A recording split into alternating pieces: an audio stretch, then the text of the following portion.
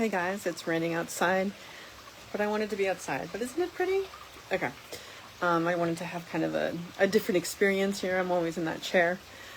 So I was a little late yesterday and today. Super late yesterday with the stuff that... with the video about how we're not our minds and our hearts. And now I'm waiting the day with this one, but you know what? It's a work in progress. So I want to talk a little bit about the psyche. What is the psyche? So we've spoken already this week about how we are the observer of our thoughts and our emotions. Like that's the self. The true self is the observer of everything that's going on, whether it be outside or inside our physical bodies. So now we kind of want to approach what people normally think of when they think of self-awareness and discovering the self or understanding the self, and that's our psyche.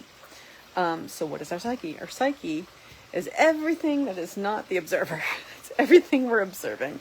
So that's our heart and our mind. Our likes, our dislikes, I was going to say preferences, but quite clearly that's covered by likes and dislikes. Everything we think, everything we feel.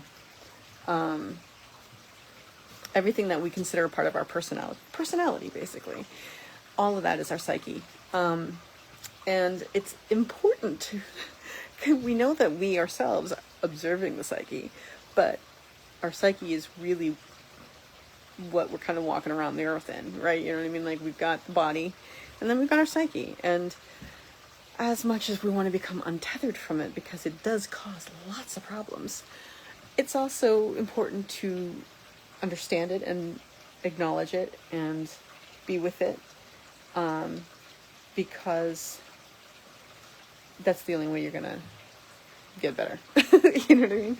So for instance, like once you kind of see your psyche as your psyche and take a step back, and you can start recognizing the patterns. This is just an example of the patterns that you have,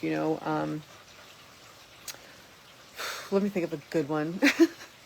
For instance, I have a pattern of talking, being angry when I'm angry by myself and talking to the person that I'm angry at in my head, and then usually out loud. And it just gets me angrier and angrier. It doesn't do what I want it to do, which is to communicate what I'm feeling to that person. All it does is serve to get me even angrier.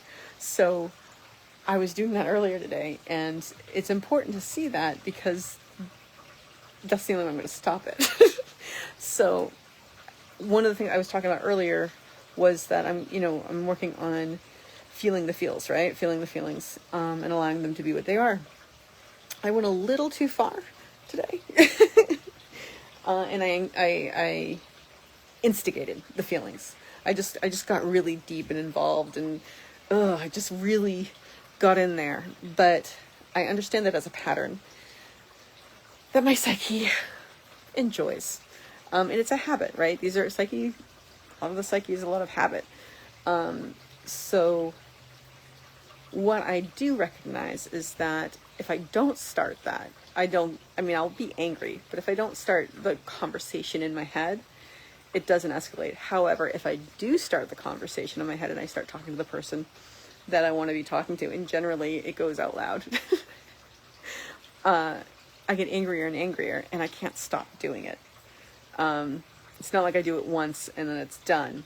I keep adding to it and saying it over and over again, just 'cause I want to feel that feeling it would feel like if I could just say what I think to this person.